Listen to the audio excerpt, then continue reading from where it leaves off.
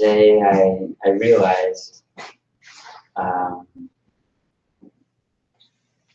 the biggest teacher is always with us.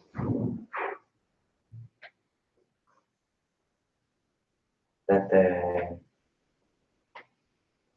the greatest teacher, the teacher that cannot teach anything else but the truth, is always with us.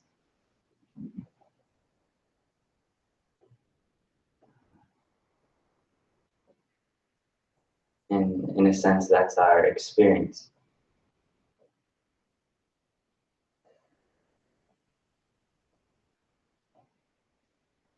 But what does it take to learn from that teacher?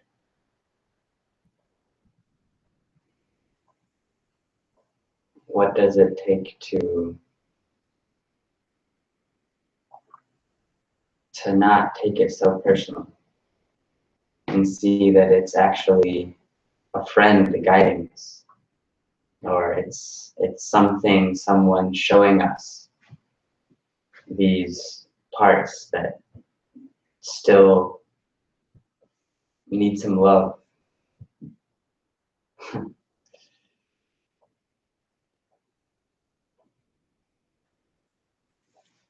And it's, for me, it's so easy to get wrapped up in them. Like just before this talk, I was walking here and I felt nervous. So there was a sense of discomfort and just uncomfortableness in my upper chest. And one way to handle that would be to identify with that and to kind of give in to that feeling and think that that's me and I'm not cut out for this and I can't do it because I'm uncomfortable. And so it's like, see, this is proof. I'm not supposed to do this. It's uncomfortable.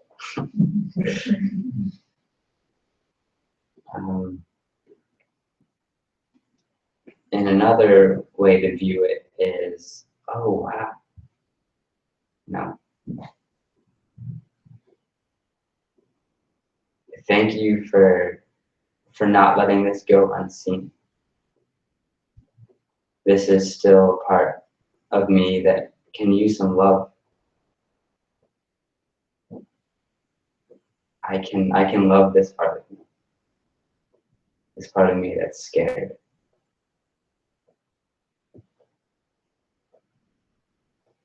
And so seeing all these things that come up as an opportunity.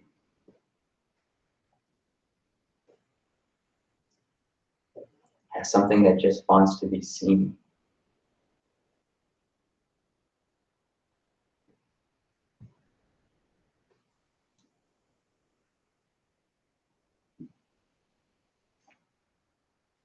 And as another person can see us, we can also see ourselves.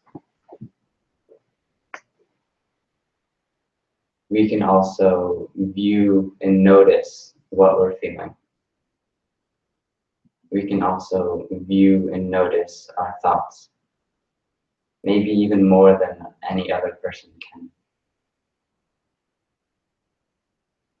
And so we can be seen. We can be 100% validated. But we have to do that seeing ourselves.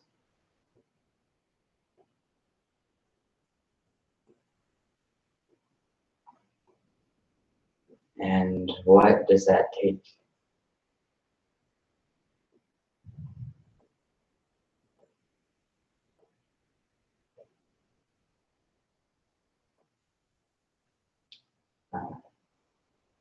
Just a word to put out there. Might be a sense of humility. Or a sense of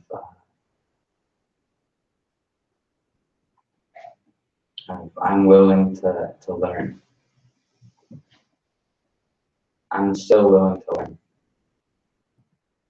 Even though I've been living for this amount of time, I definitely should know some things. There's still a part of me that's open to learning.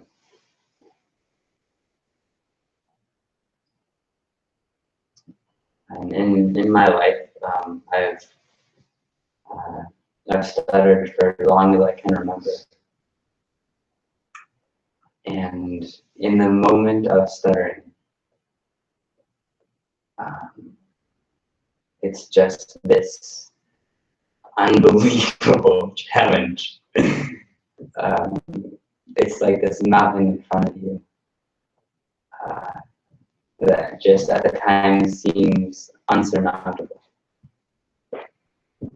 It's like I'm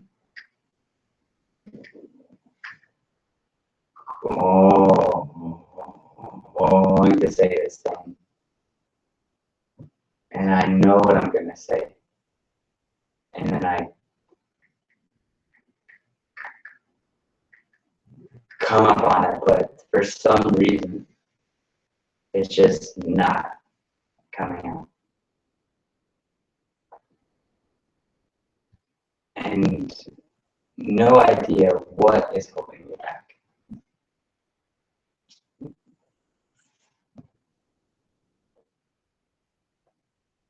But in that moment, do I have the humility to experience whatever that is? Whatever it is. It's no matter that I don't know what's holding me back because I'm forcing.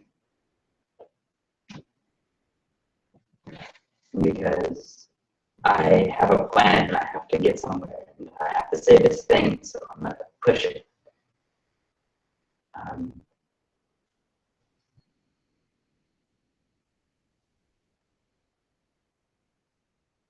And so taking a moment to stay in the stutter, to whatever plans I was going to say or whatever uncomfortable feelings I am in, to be able to stay with those, to be able to be okay with, all right, I'm gonna be in the stutter for as long as it takes.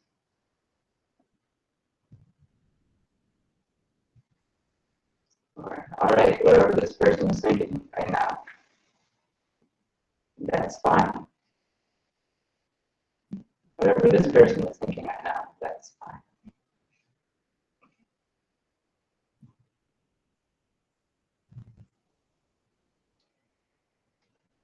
And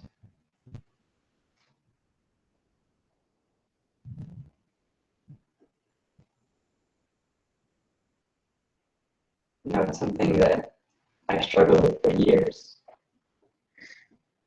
And time again, it's like, oh, this is still something that I have to work on.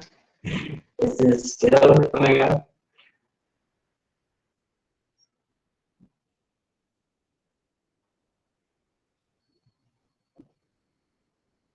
But even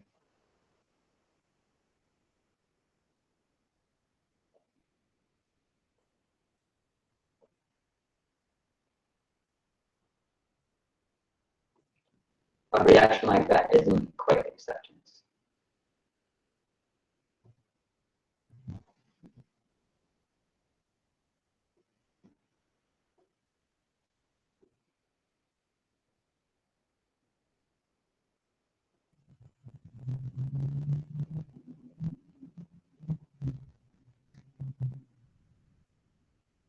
So whatever is being shown to us,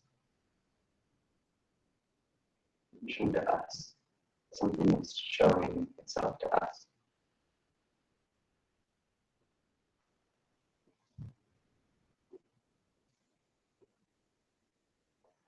The teacher is giving us an experience.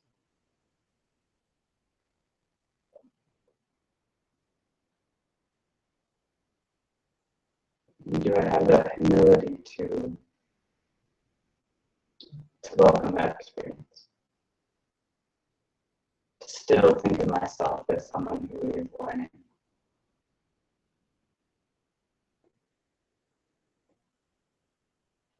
To receive whatever it is.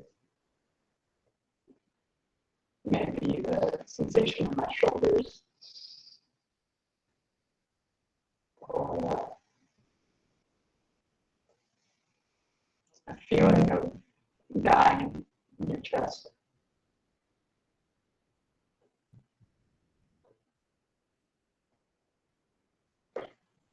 Or a feeling of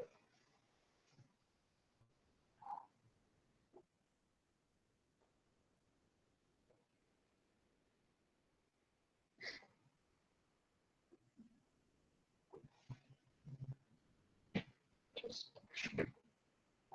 uncomfortableness in how you're speaking.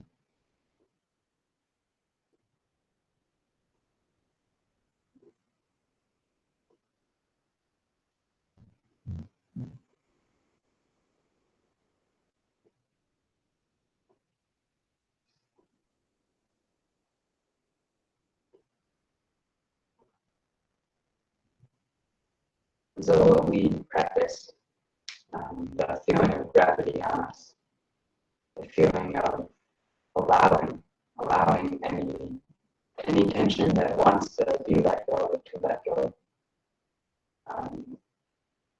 Giving room for anything that wants to be released to release. And then finding that we're actually held by something. Feeling that the ground is holding us. I don't have to do the holding. And maybe I still hold, and that's fine. But if anything that wants to be let go of can be let go. And eventually it will. Maybe.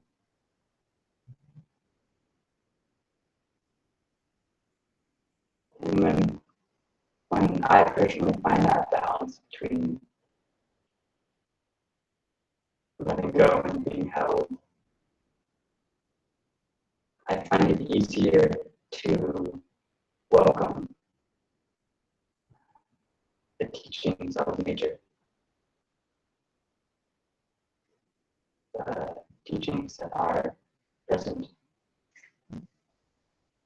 whenever I'm open to receiving them in that state.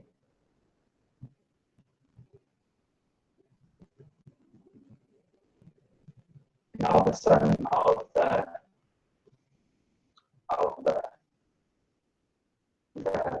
forcing that I'm doing, like I have to do my laundry before I do such and such a thing, or else that won't be like I won't have a fun time if I don't do my laundry. All those little things that seem so big all of a sudden kind of just don't seem as important.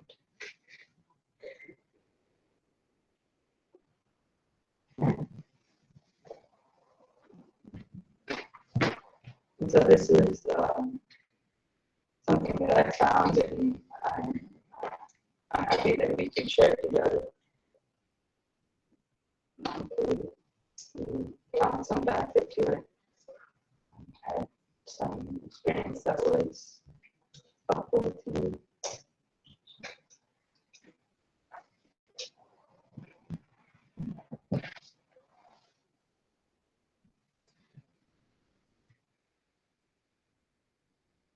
So maybe we can open it up for comments and whatnot, and might have some time to finish up with that.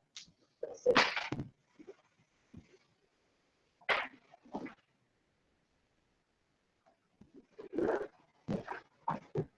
Yes, ma'am. I want to say thank you, Ben. That was kind of just what the doctor ordered for me. It was very grounding. I spent the day in Montpelier at People's Convention in Raleigh there. So I had a lot of energy coming into this and just feeling my feet on the floor and the energy from the earth was really grounding. Very, yeah, thank you. We're going on to the Yeah.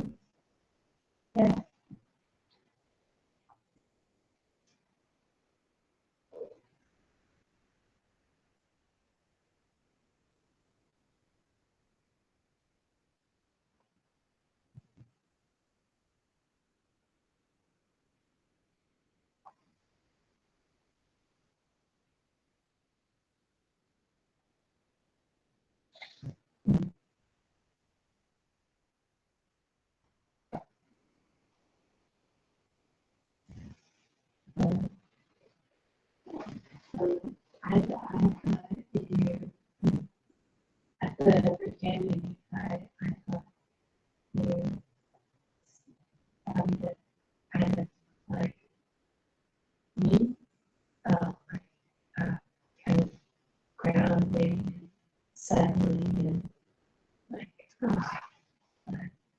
I can relax. But I noticed that I, I think I cannot relax because my nose is stuffy. And like I try to stay in, but I have to go out and blow my nose. But then you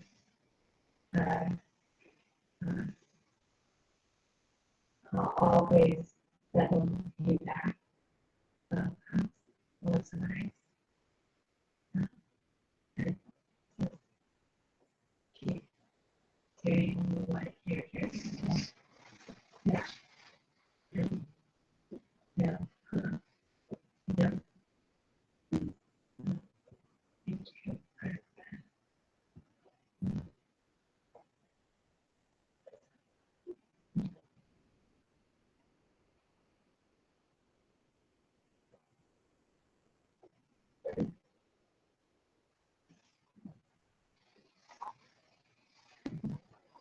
I love what you said. I'm excited about each person coming in the room. And what the amazing thing is we're all here. I spent the day cleaning my basement and I spent a huge amount of time looking at all pictures and thinking about all the people who are no longer in my life, including, people who once were small and now are big. And then just before I came here, I got a picture on my phone, my niece's new baby that was born via surrogate. And I just had the sense of all of us here. I just said how we really are the same. Have the same awareness. It's our own little version of it may seem very different. And we look a little different. But we're really, we all have the same thing that enables us to sit here and do this. And it's pretty similar. And get what you're saying and do it. However way we do it. And everything you said is true for all of us. Thank you. Thank you.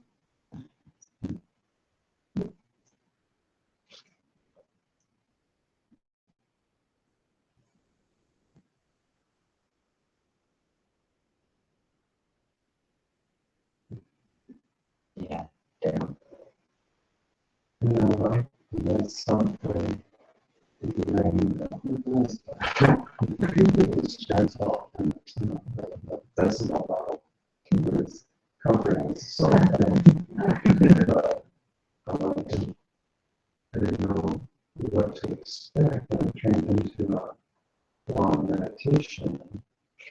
I was very happy because your soothing voice was something I could follow. That makes it more doable. 1 year means one that we can find out that we can find that source of healing and relaxation. I'm sure that's true. I can find it best when somebody's guiding me to it. Or the first one we came to, Anna was in, and she did something somewhere. And we just realized.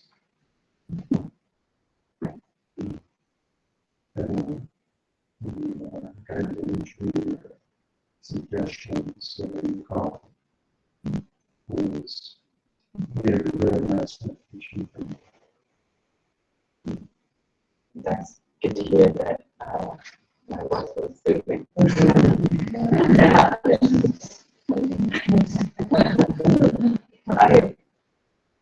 There were a few times when I caught myself trying to speak from just like from I don't know, from my mind instead of from like a felt place. And so that's something that I'm exploring is just like how can I talk from a place of feeling and a place of openness. So maybe I was explored and felt.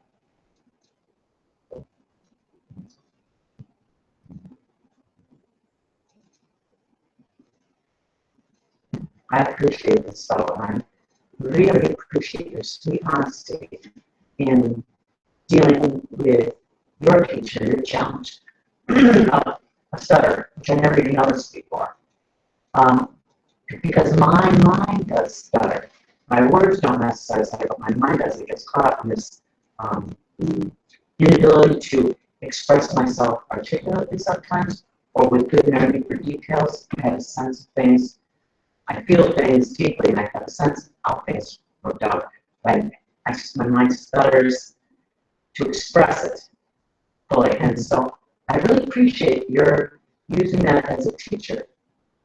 If I'm getting what you were saying correctly, to use that as a gentle reminder and to just allow. Mm-hmm. So thank you. Yeah, it's something that it's like any uncomfortable feeling. Mm-hmm. It just seems like a bear. It seems so big at first. It's just ridiculous. Mm-hmm. I'm glad you laughed. That's good. Yeah. It's good to laugh at ourselves that way. Yeah, it's like I once described it as like this mountain that I once thought if only I could climb this mountain, everything would be okay. And then to some degree, I'm able, like I've climbed somewhat of that mountain, and I'm seeing like up above the mountain now a little bit. And I was like, oh, this wasn't such a big mountain.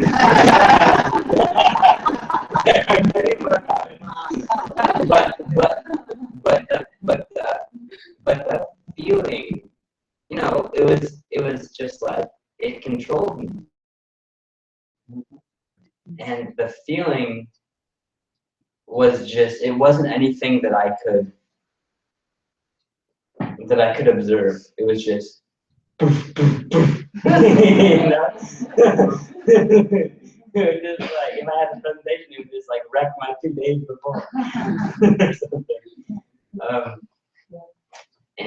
And so just, I mean, I think that's how like this path works in a way. It's just like gradually coming familiar with uncomfortable emotions and like being able to see them just bit by bit, and then gradually like you're able to be with more and more of it, and not like what I would do is that I would disassociate, and I would just like distract myself and just go anywhere but here. And so I've really, I think that's like, and I'm not saying that that's what happens, but for me, like in my experience, that was what I did. And so gradually, bit by bit, familiar with these kind of uncomfortable feelings, but they might not be feelings either, but just like uncomfortablenesses of our life, and gradually, loving them. And I don't know how it works out, but just like being willing to let the stutter just like, just like take me, or just like be in it and be with someone, it gives to, well, first it's a gift because I am in one of my most vulnerable states with someone else. And so I'm willing to show that part of me with someone else. And so like it's a gift to me and it's a gift to them, because like being vulnerable is something possible. We don't have to run away from it, like it's actually possible. And then the other thing is that well, I don't know what the other thing is, but yeah. All right. Yeah. I just thought it was wonderful that you have something that maybe you felt embarrassed about at times. Did you feel angry about it ever? Also, you never mentioned the word anger when you talked about your stuttering. And you're talking about it to other people, and you're not allowing it to keep you from doing things. And I think that's so wonderful. And I'm wondering, does talking about it to other people sort of give you power over it? Mm-hmm. Yeah. It's not defeating you. You're using it to help yourself in so many ways, and that is so wonderful. It's such a great lesson for me to hear. Yeah, I mean, people get embarrassed and they stay home, or they don't want to meet new people, or they don't want to go on a job interview or whatever. And obviously, you're in the world and doing a great job. Yeah, I think that that the more we can talk about and express, just like talking is just one way of expression, but a good one. The more we can express our traumas, the more we can express our vulnerabilities, the less power they have over us. That's huge. Yeah. That's so huge. Yeah. Because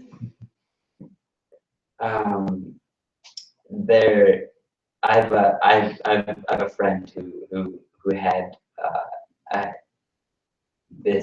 the most traumatic childhood that I've ever heard before. And that every opportunity they get, they talk about it. And it just repulses people. It is just not what people want to hear. It is, like some people get angry, because it triggers their own stuff. And some people, just like get up and walk away. They just don't want to be there. And other people,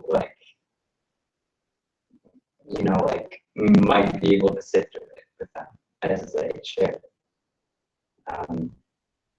But he's just so open about it. And at this point, he can say it and smile about it and laugh about it because he's worked through it in his body.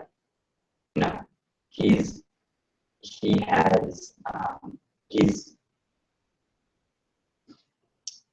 the thoughts that once tormented him about it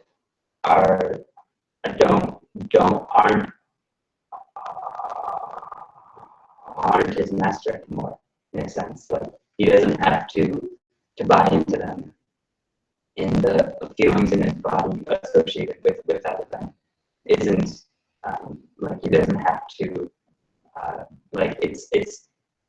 he's just become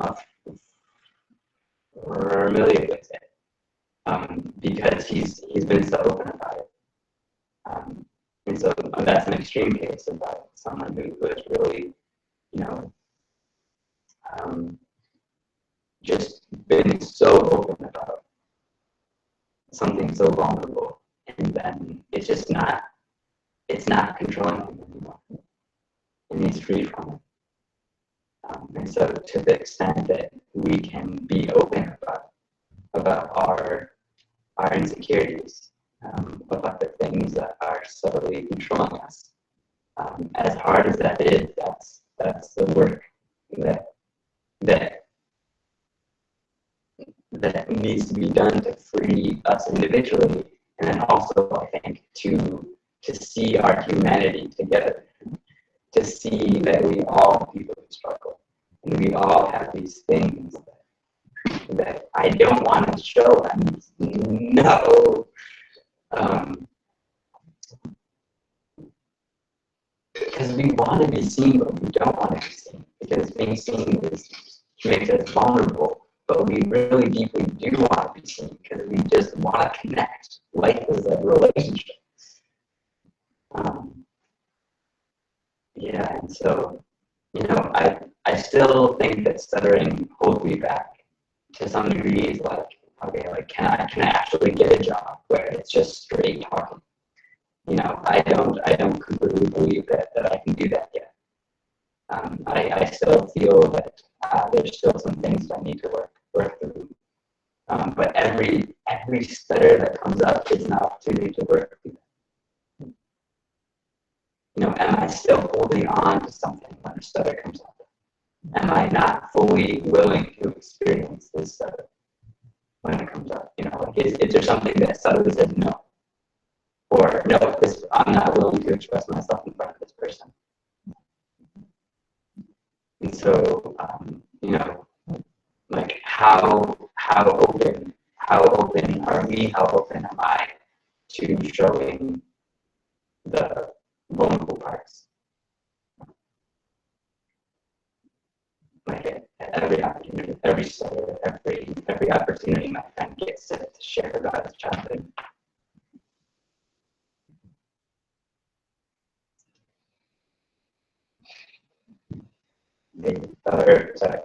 I can't be headed. I love what you said, Anne, too, in addition to everything you said today. For other reasons than Sierra, was the perfect culmination to my day. Today was kind of a difficult day for me for some reason, maybe gloom, I'm not sure, but I had some of these discussions with a friend about the layers of the work that we do, but I'll just keep it short. But the nugget that I'm going away with today is we talked so many times about, and I personally joke so much about good news, you know. I mean, here it is again, good news, and it's all true, and another opportunity for growth, you know, and it's all true, but what you said today was exactly what I needed, and that was, oh, look, there's another part of me that needs some love. And it's like, Yeah. right. That's just the nugget I'm taking with me today. Thank you, I needed that. In the part that I'm really kind of, you know, still struggling with usually is just like, you know, it's like when I think that I've loved enough, and then the next thing happens, and then like I still have to learn. You know, just like I thought that, you know, like do I get just to be right, you know, and just put my feet up and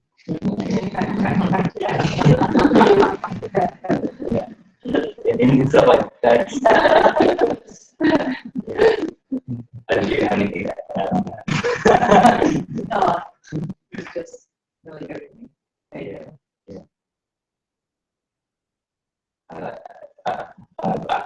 One. Just a quick comment. You know, Ben, you asked me yesterday on how do you focus when running. I just want to point out with your topic, with your technique, you really answered your own question. I mean, it's grounding. And running is a little different. You're touching the ground for a fraction of a second, but it's touching the earth and that momentary relaxation in the spring after. You know, with all the discomforts coming at you, exactly as you described, keeping you humble, you know, but just that tiny spring and going. You might do that 2 or 3 times a second, but you know, I ran 20 miles this morning. I looked at my watch. It's 40,000 steps. You know, 40,000. You know, chances to relax, just feel the joy of that. You know, that's what you focus on. So you really answered your own question. And we've been doing it all along. It just didn't realize. Yeah. Thanks for making it clear with me.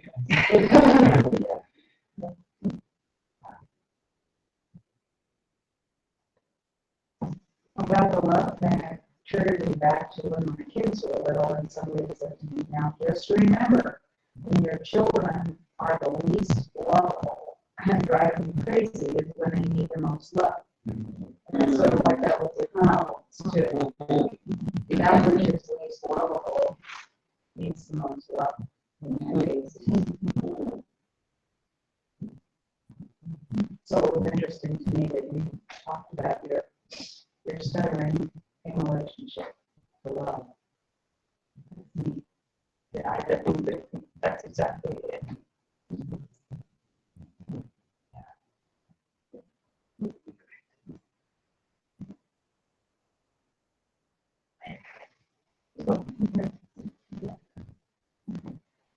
Yeah, I mean, so much great wisdom in your chapters. So I don't know if we have time to go over everything that was interesting, but one thing that I really liked was when you were talking about doing something difficult that's going on, and you realize that I should have been thinking on this time, and I should have focused on here. I love the analogy you used of kind of like a friend taking you to the fridge and showing you just give that as a friend, like complicated fridge. But I just wonder where that comes from. Oh yeah, yeah. So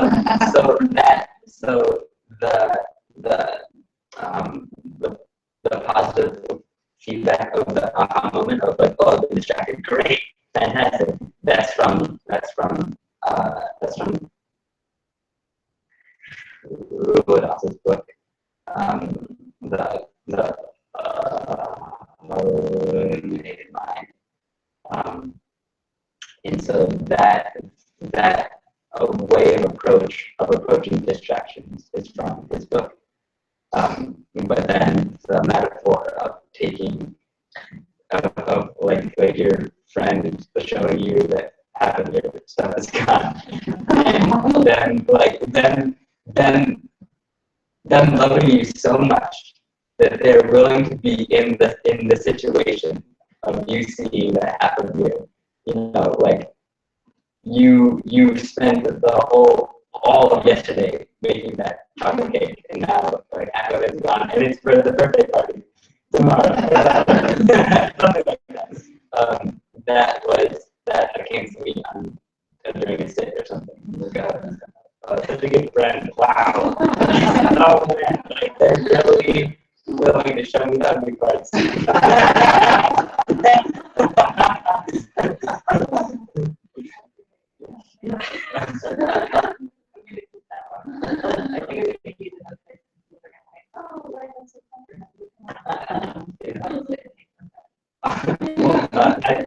I think that pointing them to Ruud Else's book might be a good idea because he goes more in depth into it. Most likely, I haven't actually read it. I just heard from other people. I haven't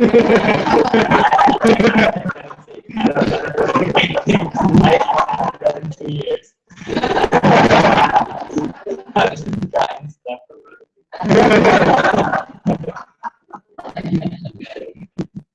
I think there's more to the story.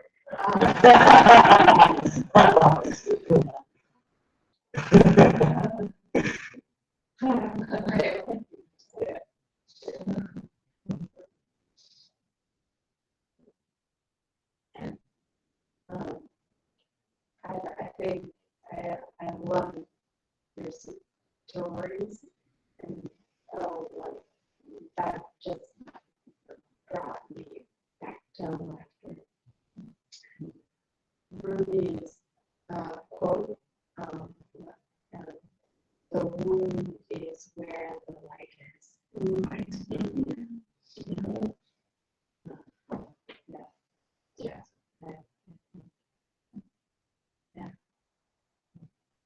You know, when you're home, there's a crack in everything, and that's how the light gets in. And I had a pretty strong experience of this yesterday, of being with that woman, of feeling. I just felt this sensation in my upper chest that I just couldn't be with. It was just too much for me at the moment.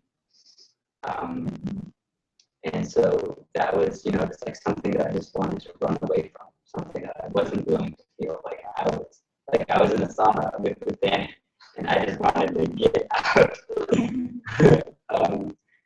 And so, when there's that mountain in front of us,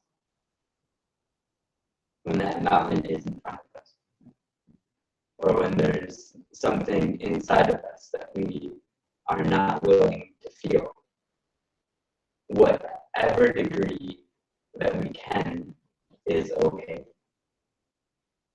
We don't have to love all of it.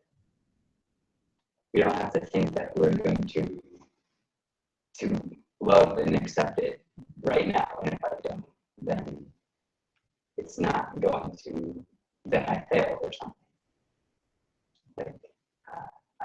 I've been stuttering for 23 years, and I still have to work on it. And I'm sure that each one of us has stories like this.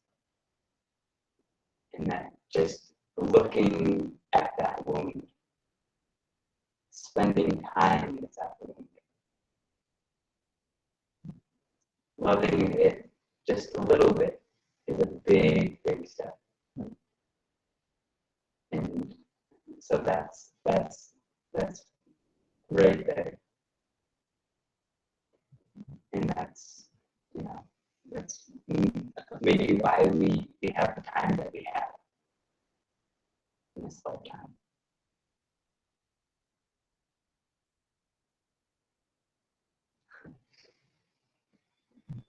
To gradually see those parts of us.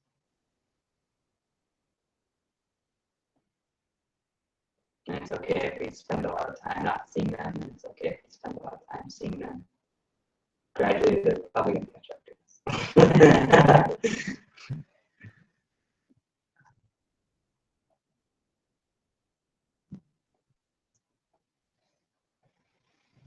Yeah, but just, that's what the teachers said. Whenever we're willing to look at that wound again, it's there for us to love a little bit more, to spend time with a little bit more.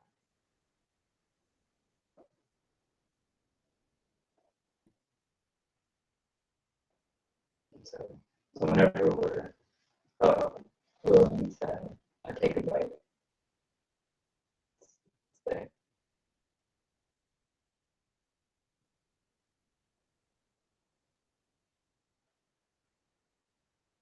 I want to honor you, everything you said, and your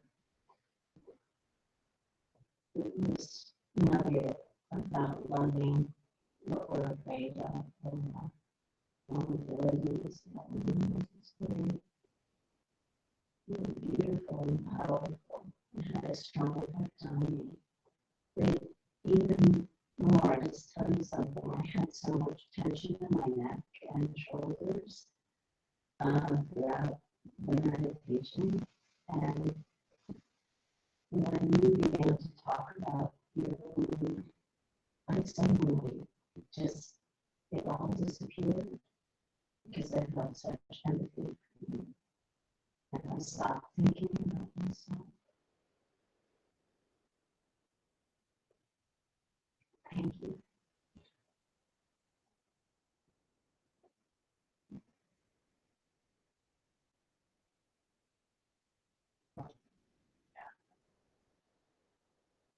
that's in my experience at living at the CML for 2 years now almost, is that's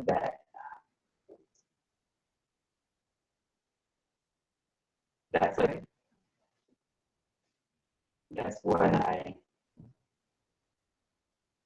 love, is is is when all the things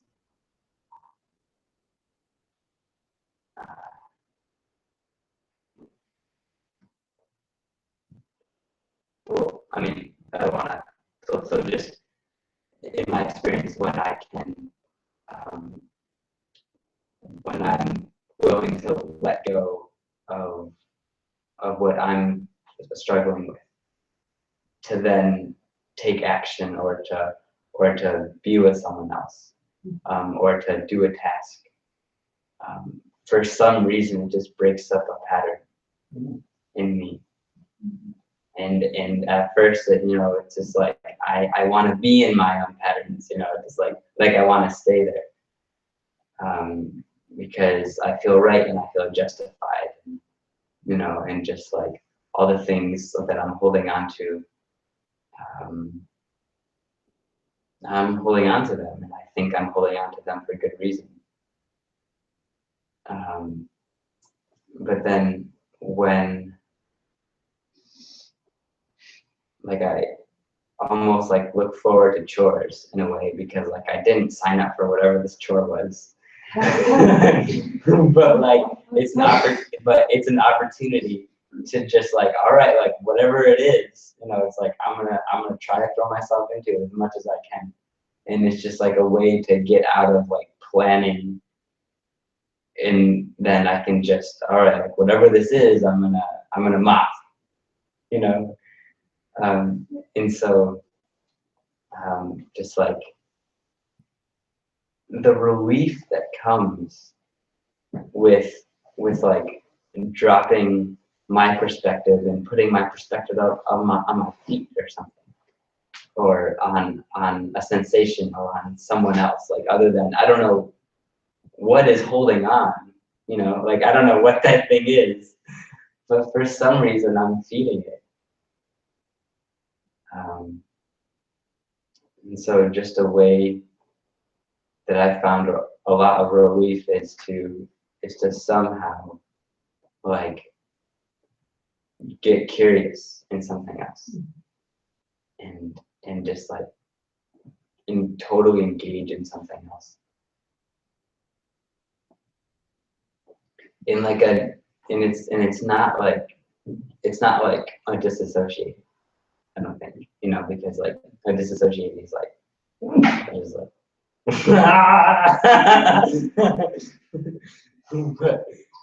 but it's more like complete engagement. It's like every part of me is coming to do this thing. So thank you for sharing that.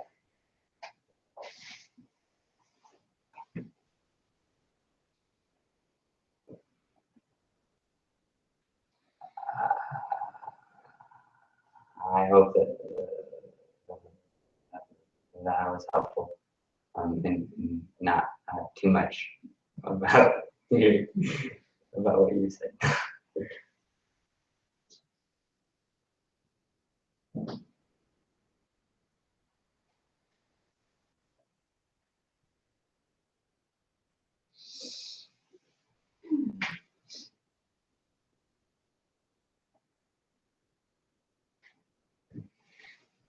Yeah, Jess.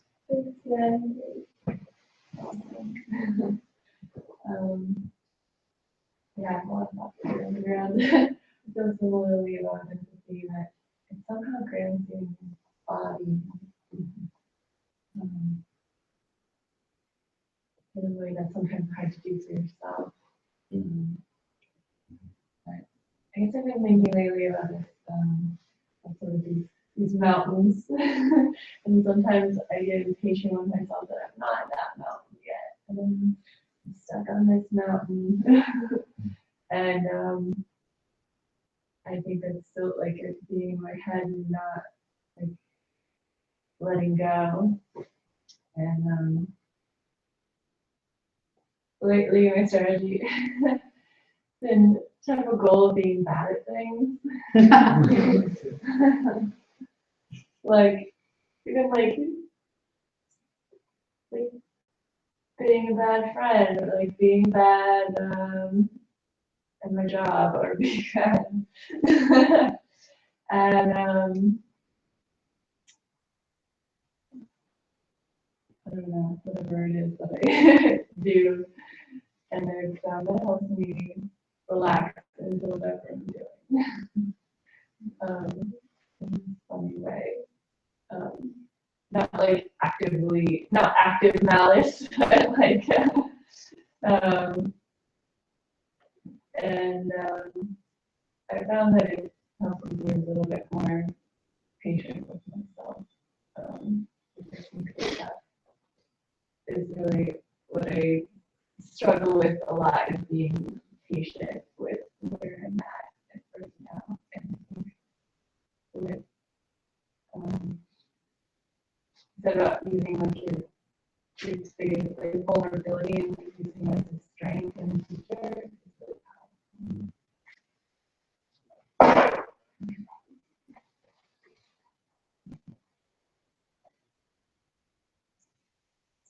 I didn't quite hear exactly what you said about when you would like when you would like say you weren't good at certain things. Like I didn't catch that part. Yeah. Sorry. I think that it's just like that attitude of like, I'm just gonna try to be bad at this. It just helps, like I can feel like sort of like relaxation in my body when I say that. Yeah. Yeah. It's kind of like I don't need to be so rigid about this, it's like I'm just gonna give it my best shot. And whatever that is, that's what I can give it. Yeah. Yeah. That feels good. Yeah. Kind of piggyback off that, I never really thought about it that way, but I really like that thought or that idea going into something of trying to be bad at it, because like noticing those, just noticing our faults, it seems like can make us be better at it or make us improve, but just kind of being patient with that side. And it's easy to go into something trying to be perfect at it, and then not noticing the faults, just not seeing that. And so by really paying attention to that and valuing the bad parts of it, trying to find those faults, can be really helpful and relaxing. Yeah. It's oh my goodness, it's amazing. It's just like so. My approach to stuttering is if you think stuttering is a problem, that's the problem. And so it's just like if you also then to aggrandize that statement, if you think like the failures are the problem, then that is the problem. And so just like, because like failure is just a part of learning. I mean, that's one of the biggest teachings at the Center for Mental Learning, is that like you just given an opportunity to fail over and over again until that it's just like worked out. So to the point where it's okay to fail, and so we can really be creative because we're willing to take that and to feel that.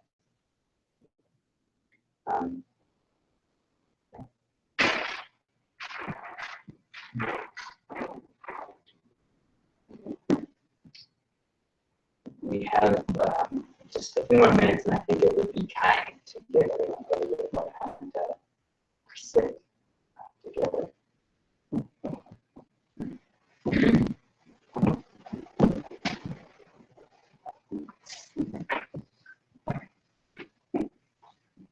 take a little bit to move and stretch out.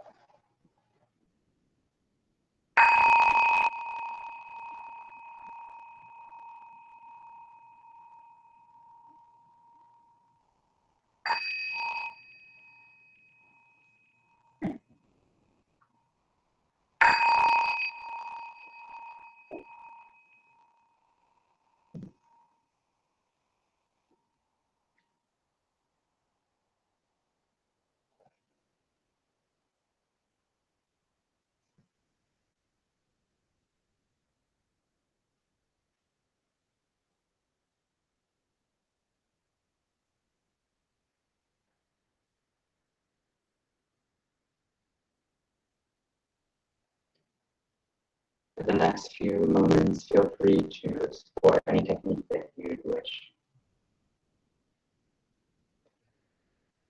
But if you'd like, bring your attention to where you're touching the ground.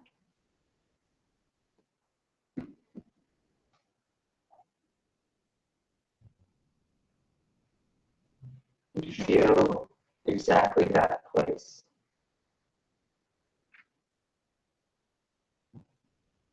And let it dissolve into the ground.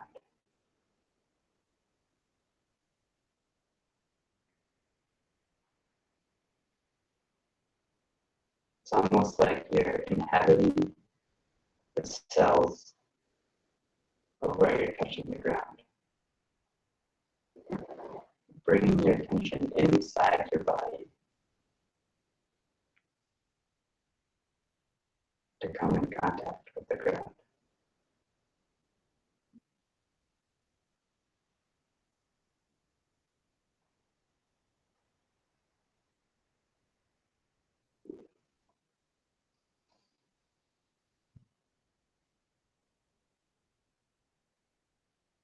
And let yourself fall into the ground.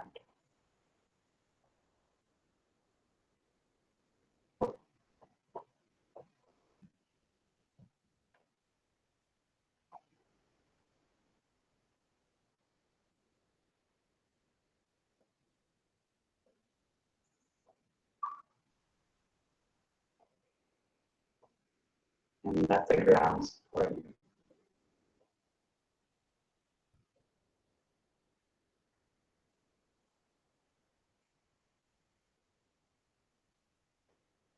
The more you let go, the more you will be held.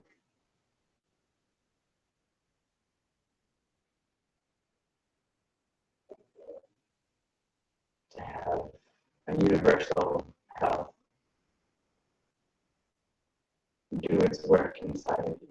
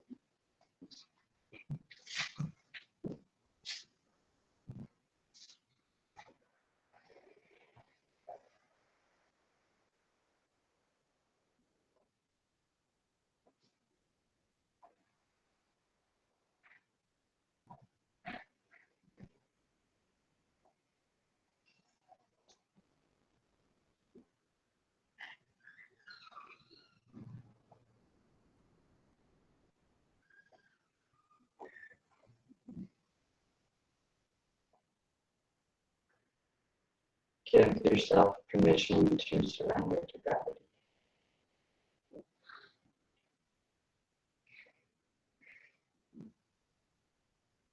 And allow yourself to be held.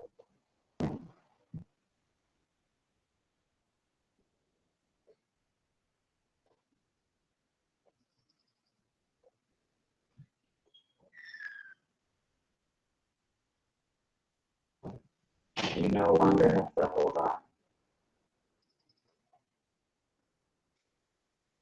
The ground can hold you.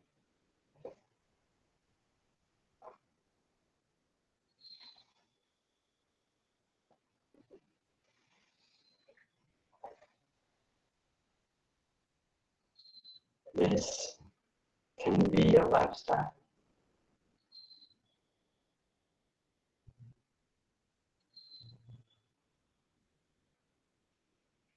This can be a way to move, a way to relate, a place to live.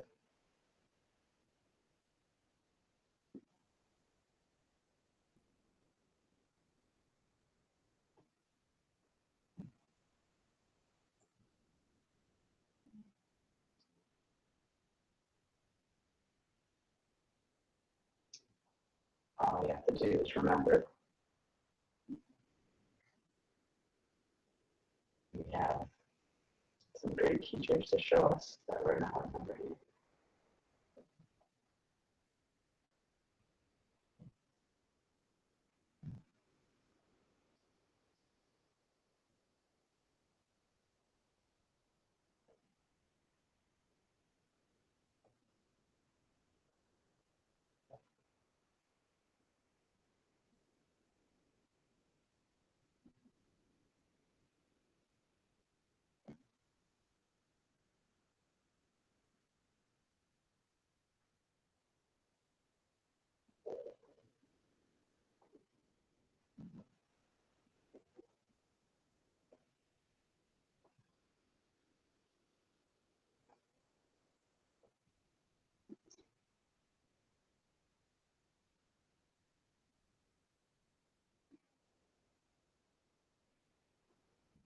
We're not always going to remember because we're human. And humans experience pain, suffering.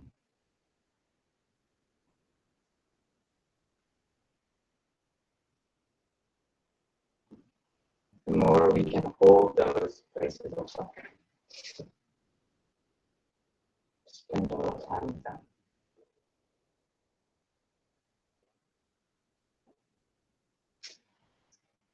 Take them down to the water to sit with.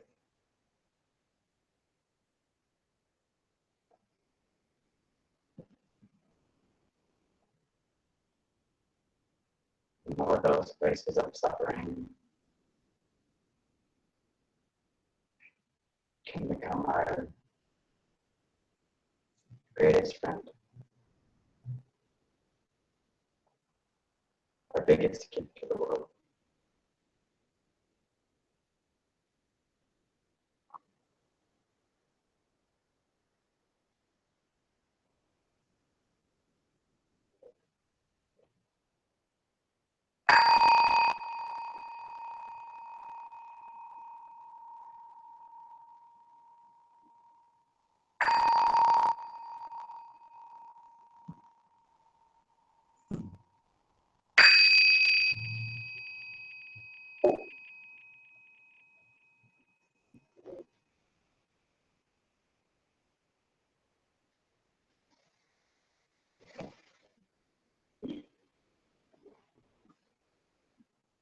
Do we